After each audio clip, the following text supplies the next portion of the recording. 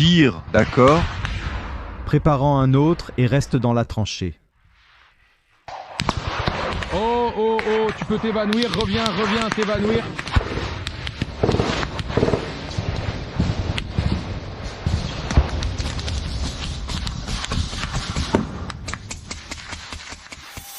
Peux-tu imaginer les raisons qui poussent une personne à se porter volontaire pour combattre dans la guerre d'un pays qui n'est pas le sien?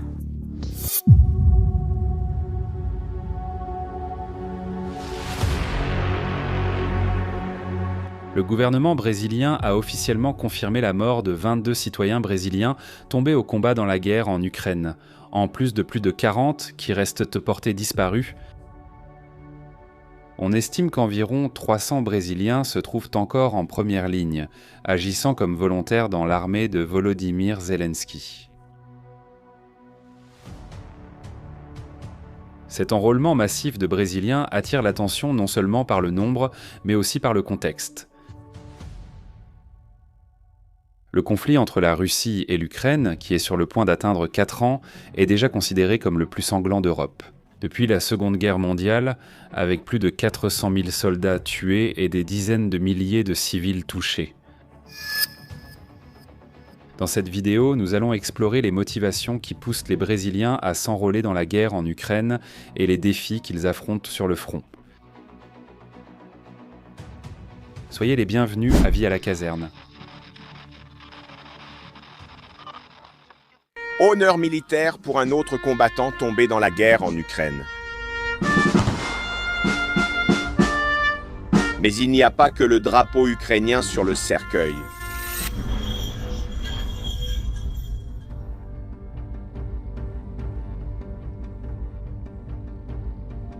Les difficultés financières rencontrées au Brésil, ajoutées à la recherche d'argent facile et à l'esprit militaire de nombreux hommes qui s'identifient à la vie de caserne, ont poussé plusieurs Brésiliens à s'engager dans des forces étrangères. Partout dans le monde, des témoignages montrent que des combattants brésiliens agissent aussi bien du côté ukrainien que du côté russe. Cela révèle que des hommes et des femmes de différents âges continuent de partir vers l'Europe de l'Est à la recherche de sens, de revenus et de reconnaissance.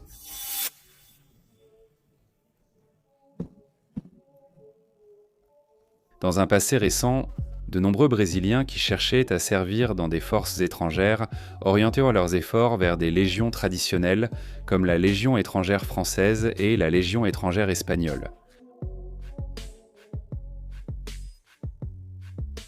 Cependant, avec l'invasion russe du territoire ukrainien, le scénario a complètement changé.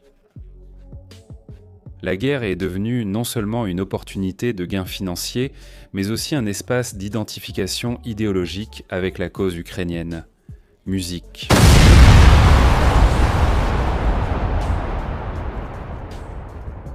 Bien que certains Brésiliens se soient engagés dans l'armée de Vladimir Poutine, la grande majorité est allée au front pour défendre la cause ukrainienne, confirmant que la majorité considère l'invasion de l'Ukraine par la Russie comme injustifiée.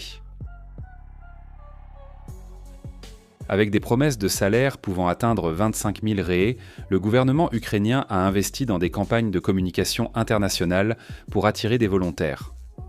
Je me bats en Ukraine pour pouvoir défendre le peuple ukrainien et sa liberté, car elle lui a été retirée à cause de l'invasion russe. La liberté que possède le peuple ukrainien, c'est un peuple merveilleux et ses droits lui ont été retirés avec l'invasion. L'impact de ces convocations est évident. Rien qu'en Colombie, on estime que plus de 2000 citoyens se sont engagés dans l'armée ukrainienne. Cela démontre que la stratégie de recrutement a porté ses fruits dans plusieurs pays d'Amérique latine. Au Brésil, la mobilisation a également pris de l'ampleur. Les autorités ukrainiennes sont même allées jusqu'à produire une vidéo spécifique, destinée aux Brésiliens, encourageant l'enrôlement et mettant en avant à la fois les avantages financiers et l'attrait idéologique de la cause. C'est une occasion unique d'obtenir une profession qui vous apportera des revenus pour le reste de votre vie. Si vous souhaitez en savoir plus, visitez le site et rejoignez l'armée ukrainienne. Cette initiative montre à quel point la guerre en Europe de l'Est a dépassé les frontières, touchant des jeunes et des adultes qui voient dans le conflit une opportunité de changer de vie. Même face aux risques extrêmes du front de bataille, Oui, allons à droite, à droite, à droite.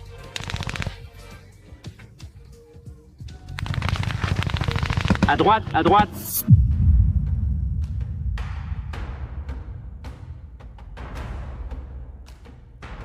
cependant les gains réels sont bien en dessous des promesses initiales.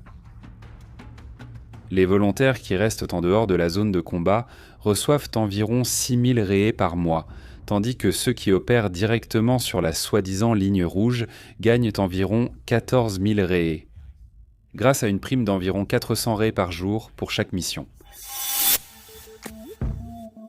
Pourtant, de nombreux Brésiliens signalent compte des retards de paiement et même des situations où le contrat n'a été officialisé qu'après près de 2 mois.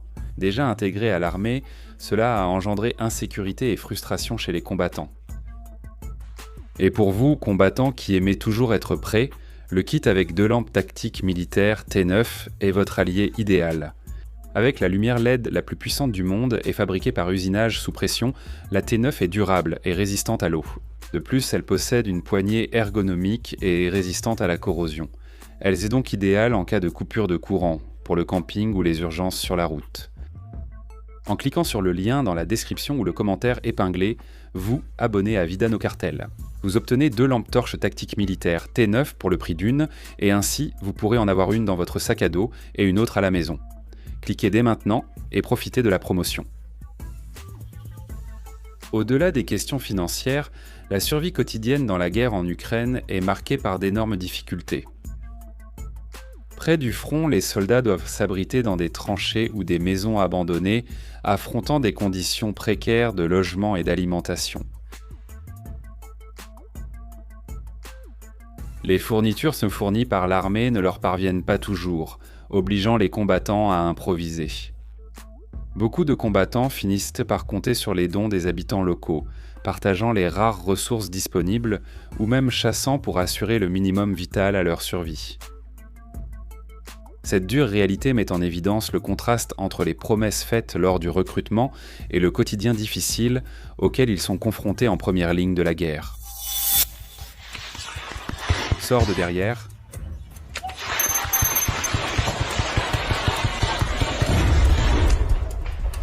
Fils de pute. En cas de touche, va au bunker. Bien que la confirmation officielle fasse état de 22 Brésiliens tombés au combat du côté ukrainien, les spécialistes estiment que le nombre réel de pertes est bien plus élevé. La plupart des volontaires ont une expérience militaire préalable, mais la réalité d'une guerre moderne est complètement différente de la routine des casernes brésiliennes. L'utilisation constante de l'artillerie lourde, les attaques aériennes de chasseurs, les drones opérant de manière furtive, les mines terrestres disséminées sur le terrain et les ennemis retranchés transforment le champ de bataille en un environnement de terreur. Même pour ceux qui se considèrent préparés tactiquement et psychologiquement, qu'en est-il ?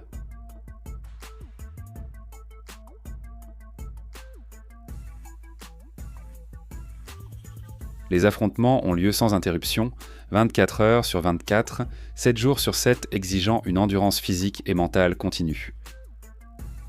De plus, le froid extrême de l'Europe de l'Est impose un défi supplémentaire, rendant chaque mission encore plus éprouvante.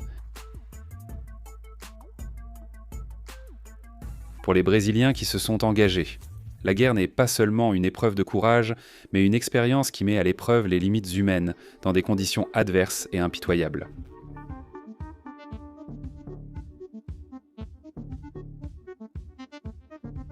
La vraie question est de savoir si cela vaut la peine de quitter sa famille pour combattre une guerre sur un autre continent, pour une nation étrangère.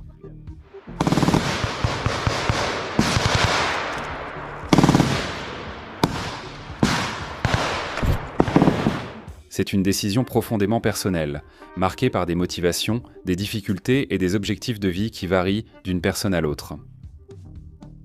Cependant, pour ceux qui ont l'esprit de servir et qui trouvent un sens sur le front de bataille, il existe des alternatives au sein même du Brésil, comme les polices civiles, militaires, fédérales et la police routière fédérale, qui offrent des missions stimulantes dans la lutte urbaine. et elles ont besoin de professionnels engagés et dévoués à servir leur patrie. Merci d'avoir regardé.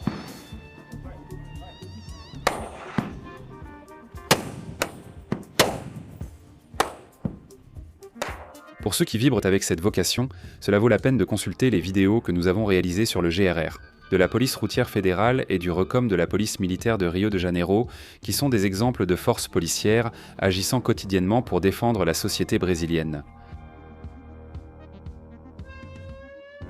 Le lien pour acheter le kit avec 2 lampes tactiques militaires T9 sera dans la description et dans le commentaire épinglé. Sur Vie à la caserne, vous restez informé de l'actualité militaire. Laissez votre like, abonnez-vous et regardez l'une des vidéos qui apparaissent sur votre écran. En avant combattants, à la prochaine.